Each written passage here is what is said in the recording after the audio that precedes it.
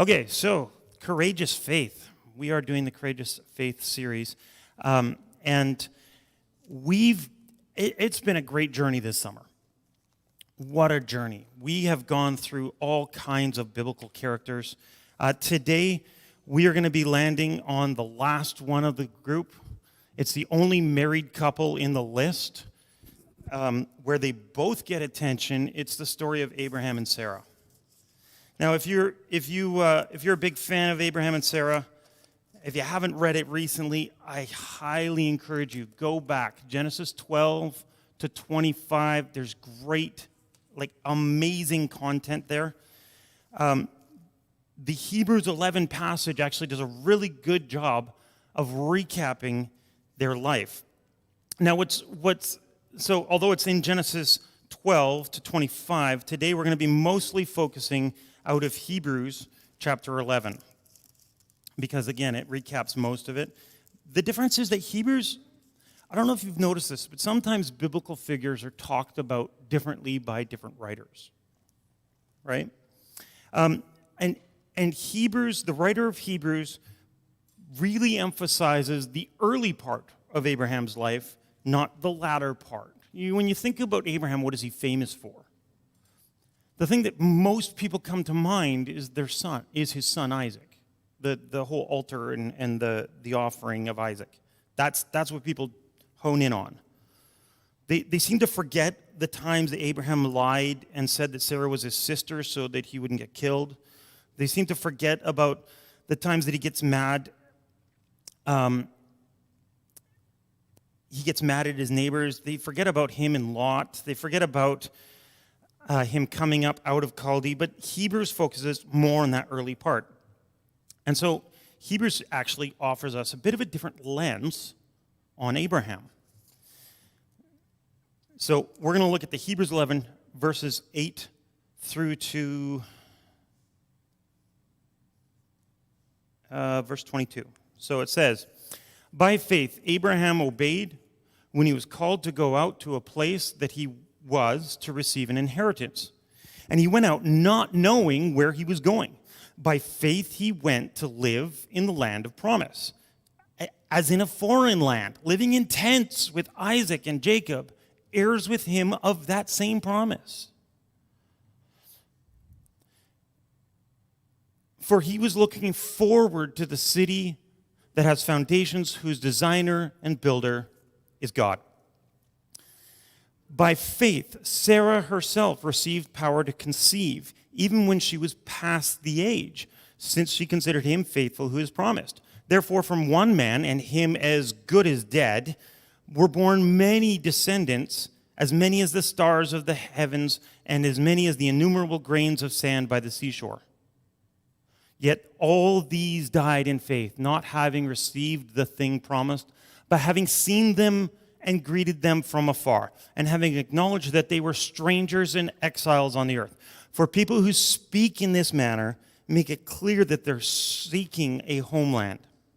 If they had been thinking of the land that they came from, that they had gone out from, they would have had opportunity to return. But as it is, they desire a better country, that is, a heavenly one. Therefore, God is not ashamed to be called their God, for he has prepared for them a city. By faith, Abraham, when he was tested, offered up Isaac, and he who had received the promises was in the act of offering up his only son, of whom it was said, through Isaac your offspring shall be named. He considered that God was able to raise him from the dead, from which, figuratively speaking, he did receive him back. And then it goes into his descendants. So Abraham and Sarah. There are three things we're going to look at that are, in a sense, a bit of a recap of our series. When we look at our series, where have we been? Well, let's go back through this. First, we started the series with Abel. And please, if I touch on your sermon, I'm trying to diminish it to the bare minimum. So I want you to go back, listen to the sermons. There's a lot more content than these little snippets. So We started with Abel, bring your best, your first fruits. We moved on to Joseph, where we see God at work and join it. We saw our next one, Moses, where Marjorie shared that we are called to persevere and that God celebrates obedience. He celebrates victory. He doesn't hold on to failures. We moved on to Samson, the trust that God gives victory. You can trust God in every circumstance, whether you got yourself there or not. With Jephthah, we were called to act wisely, and when we fail, to repent freely. With Rahab, we were called to look for God's opportunity. With Noah, we have the opportunity to listen to the voice of God in our lives. Listen intently, and it sits in the context of Scripture. We learn of Gideon, and we are called to rise up to what God says, who God sees us to be, who we might be, and what he says of us. And so lastly, we arrive at Abraham and Sarah. And in a sense, all of these things that have been true of all of these people, the reason why we land with Abraham and Sarah at the end is because, in a sense, Abraham and Sarah have embodied all of these things. They have seen that. And so we're going to look at three things about Abraham and Sarah. First, when we look at this council of saints, the first thing we need to think about is what it means to take a next step. Second, we'll talk about faith, that faith grows by exercise. And third, that we're choosing to trust. So first, taking a next step. Abraham was famous for risking everything to embrace and risk to go where God leads. And so the question I want us to ask ourselves is, where is God leading you? You know, if the purpose of this series was to identify what the next step of faith in your life is, looking at these heroes that we stand amongst as fellow redeemed, we have to ask ourselves, in this great company, what is my next step of faith to trust and embrace what God is leading me in? Where is he leading you? And we see this from verse 8. By faith, Abraham obeyed when he was called out to go to a place that he was to receive as an inheritance. And he went not knowing. You know, he went willfully obedient. Where he, like Gideon, he told his fears to be quiet. He acted courageously, not lacking fear, but having fear and still choosing to do right. And so he went to live in the land of promise among tents. Now it's interesting. Hebrews, where James emphasizes the deeds of faith of Abraham, James chapter 2, verse 21, if you want to write that down. Genesis 15 talks about how Abraham believed God, and Paul picks up on that in Romans 4:3 and Galatians 3:6, where he talks about faith apart from works. But here, the writer of Hebrews emphasizes that that Abraham saw past the promise of a particular piece of land.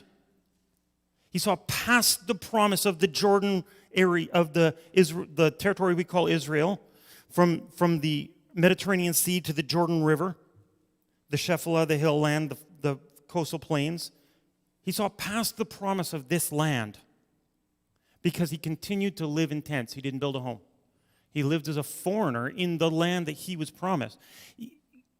The writer of Hebrews says that he saw this land but understood that the promise was bigger than a parcel of territory. And he drops verse 10. For he was looking forward not to the city that he built, not to the city that Abraham designed and put in place, not the empire that I built for my life, not the house that I buy, not the family, not the job, not the things that I create and curate in my life to give me a sense of satisfaction and success and power. Abraham wasn't buying that. And he was immune to the idea that God's favor must be on me because I drive a nice car, or I have a nice home, or I have a beautiful marriage, or my kids are obedient. He was immune to that. He wasn't buying that lie that somehow God's favor is on me if everything's right in my life. He was looking forward to the city whose foundation and designer and builder was God. And all of our obedience, Paul says, is like filthy rags. All our righteousness, all the stuff we do is like filthy rags in comparison to the glory of knowing Christ. And so Abraham prefigured that New Testament faith of I'm not going to be tricked by my circumstances into believing that this is God's best for me. I'm a foreigner here and I don't belong. It is astonishing. It's mind-blowing. Because Abraham said, I'll take that next step. I'll go where you lead me. And this next stop, the promised land, is just it's just the seed of the real promise. Because the real promised land is where I dwell forever with you in heaven. The real promised land is where I dwell forever with the face of God, in the presence of God, with Jesus and all the host of the redeemed. Whoa! You can't give me enough territory on earth even to remotely compare to that. I don't care if you give me a Bentley. That doesn't touch it. Private jets, nothing. None of it matters. Nothing compared to that. And Abraham saw that. So second, take that next step. Ask where God's leading you deeper into the promise. Second, faith grows by exercise. Our faith grows when we use it. Just like muscles. I've got a friend that's a bodybuilder. He says he has to do a certain amount of exercise to maintain his size. Because if he doesn't, it goes kind of soft and flabby. And it's just like our faith, to be honest. I think part of the reason why Paul used that training analogy is because our faith needs to be exercised. It needs to wrestle through. And so if we refuse to trust God, if we refuse to step out in faith, we often become spiritual weaklings. We atrophy. And so if you're not taking the next step in faith, if you're not asking yourself, what can I do to trust God more today? If you're not asking, where's God leading that I can follow in today? I would argue that you probably need some spiritual boot camp. We need more discipleship. We need more exercise in our faith to step out. And so my challenge for us in this is that because just as we look at Sarah, by faith she received power. And the consequences of this, she received power to conceive because she considered him who promised was faithful. As a result of this, therefore, from one person, good is dead, many descendants. Now, I love his name, Abraham. We'll go back to a little bit of the reason why. Abraham, names often meant a lot. So Abraham and Sarah come into the promised land, Canaanites, Jebusites, Overbites, everybody's in there. And he says to them, and they're like, well, who are you? He goes, I'm Abram, and this is Sarai. And he's like, and everyone will look and go, Abram? Oh, you mean you're a father of many? That's awesome. How many sons do you have? None. Oh, and Sarai, she's a princess. Yep, that's what Sarai means. Okay. What kingdom does she come from? We don't have any evidence of her coming from kingdom. And so God makes the promise. He says, you shall have a son. And he says, you shall now be called Abraham, as opposed to Abram, which means not father of many, father of multitudes, overwhelmingly number of offspring. And I love this, because how many kids does Abraham have still? None. Because I think in a very real way, it's the same as the land. He received the promise to recognize that we are his children. that the multitudes he's referring to here, the children of faith, descendants as many as the stars and as numerable as the grains of sand of the shore. He's saying that Abraham was the father of untold numbers of people in faith. And so when we ask God, what is your promise, and walk in that promise, we are, to be honest, we're challenged, we're blessed, but sometimes I think we're asked to look beyond the immediate and material quick. And so Abraham literally fathered a nation biologically, but by faith fathered whole segments of the population. Incredible. And so we come to our final point about Abraham that's embedded in this text. And that Abraham chose to trust, which is the focal point of the writer of Hebrews.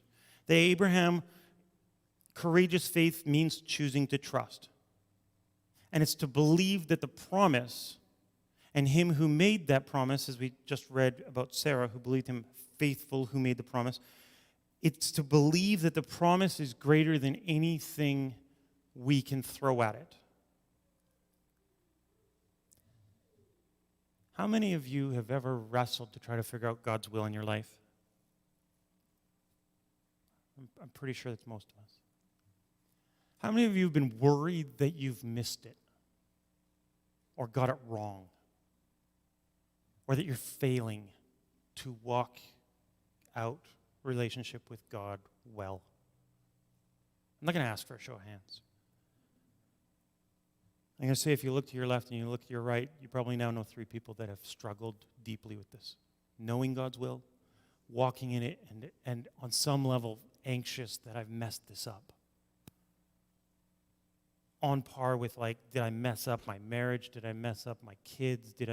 Am I not doing well in school? Am I being a bad friend? The enemy assaults us regularly. But here's the thing. Abraham received the promise, go into this land, it shall be yours. Do not fear them, I shall show you favor. And what does he do? He's afraid that they're going to kill him, so he lies about his wife. Genesis chapter 13, if you want to flip there, you can read it. God says, go, take nothing. Genesis 13, he takes Lot. Abraham, why'd you bring Lot? Well, I didn't have a son. You're kind of missing the point here, Abraham. I'm going to give you the son. And yet, here's the thing. Did God fail to bless him? No. Did God fail to uphold his promise? No.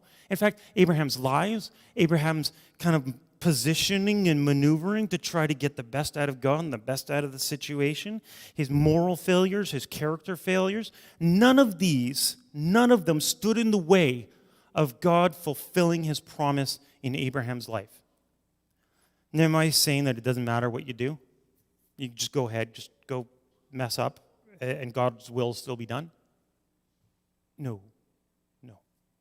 See, what I am saying, though, is that when we walk in God's will, when we walk in it, the better we walk in it, the more blessed and the less painful our lives are. Usually. Caveat, sometimes suffering is God's will. Anyways, but your personal failures, as Marjorie shared when she talked about Moses, our personal failures are no obstacle to the will of God. Our inability to hear God, I think he meets with a certain degree of humor. Because I very candidly, I think sometimes God doesn't want you to get a big head as a result of not thinking you can figure out what his will is every time. I think sometimes God delights to leave you in the dark and then do something in your life. You're like, wow, that was, I didn't see that one coming. And yet that was his purpose. His purpose all along is that his promise is greater than anything, greater than death, greater than life, greater than your circumstances, greater than your ability to recognize it, greater than your moral failures, greater than your good behavior, greater than your bad behavior. And I think when we look at the story of Abraham and Sarah, especially out of Hebrews 11, the core of walking in God's will is, what do you trust to God? You know, somebody once told me, do your best and let God do the rest. And I kind of laugh at that. I'm like, well, I know what my best is actually like. And even the best of the best of the best doesn't measure up to God's perfection. And so I'm going to trust God to be as active in my mess-ups as he is in my awesomeness, because I know they're both really pretty pathetic in the grand scheme of things. And I need to know that it's not about me, that it's about him. You know, the Haitian community has a prayer that it struck me when I read it one morning. It's very simple, one sentence. Oh God, we are so thankful that it is you who holds us and not us who holds to you.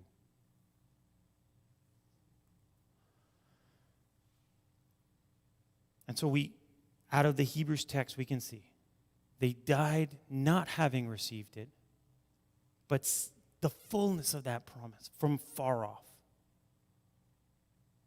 Because we are clearly foreigners and strangers. If you feel that sliver of things aren't right with the world, things aren't right with my life, things aren't right with XYZ, fill it in, it doesn't matter. If you're aware that there is something not quite perfect in your world, you are recognizing that God is not done here yet, in you and around you.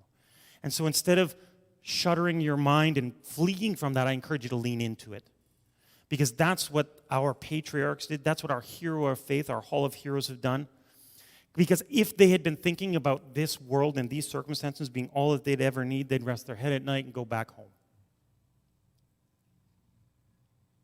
We are being prepared for the city of God where we join with our heroes.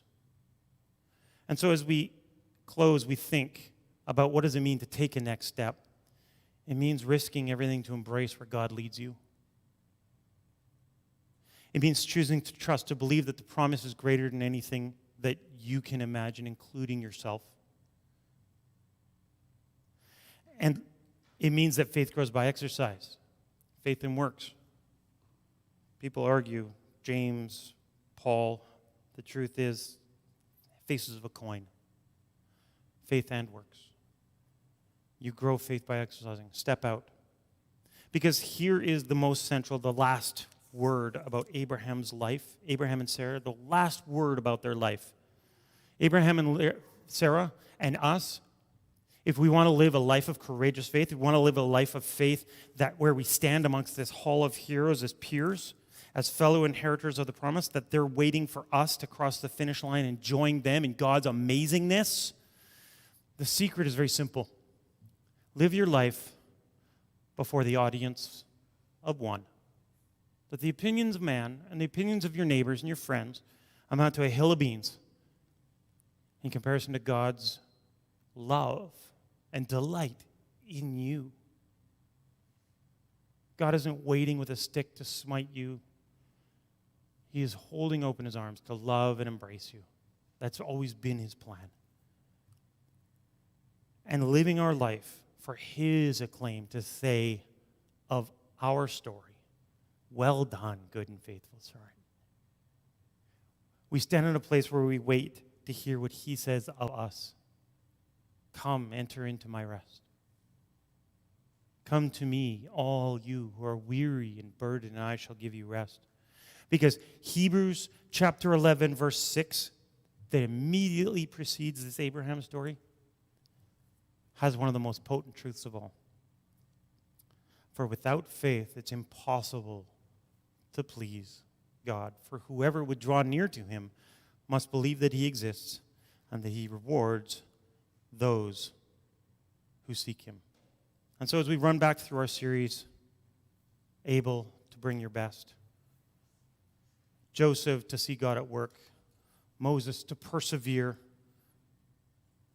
Samson to trust, Jephthah to be wise, to act wisely, Rahab to have eyes to look for God's opportunity, Noah to attend to that voice, however it arises, Gideon to step up, to rise up despite your fears, Abraham and Sarah to to have an audience of one.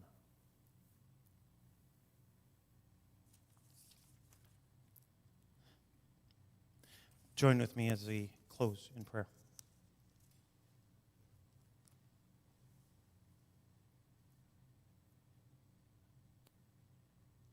God, I'm thankful that your promise is bigger than me. Your promise is bigger than my ability to grasp it. It's bigger than my ability to imagine it. And I'm so thankful for that. And I know that your desire is that we might be a people who are blessed in order that we might bless, to borrow from your conversation with Abraham. That we might join in with this host of heroes, this hall of heroes, people both beautiful and tragic.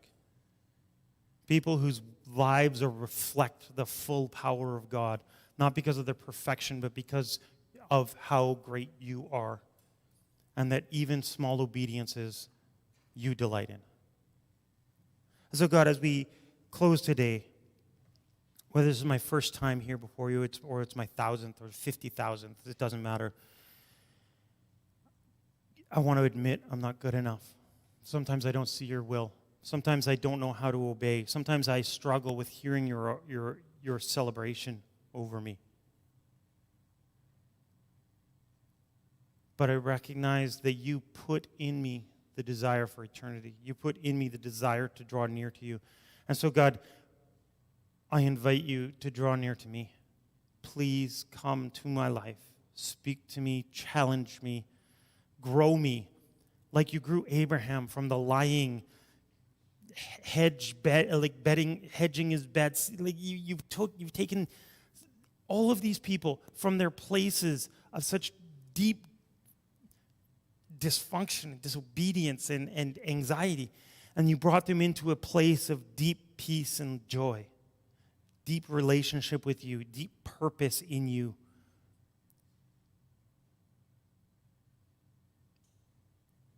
And so, God, I invite you to do the same work in me. Begin a deep work in me, whether it's this first step of relationship with you or if it's continuing my next step. Help me, Father, to trust you. In Jesus' name, amen. And again, as always, go in grace.